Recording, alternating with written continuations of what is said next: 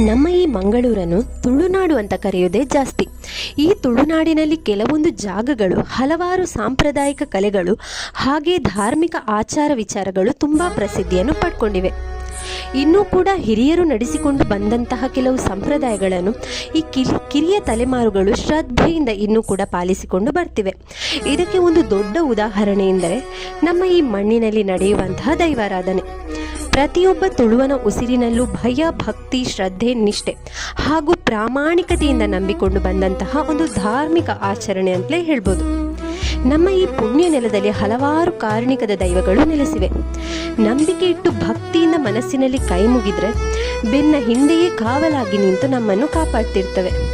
ಇಂತಹ ಕಾರಣಿಕ ದೈವಗಳಲ್ಲಿ ಅಪ್ಪೆ ಶ್ರೀ ಮಂತ್ರ ದೇವತೆ ದೈವವೂ ಒಂದು.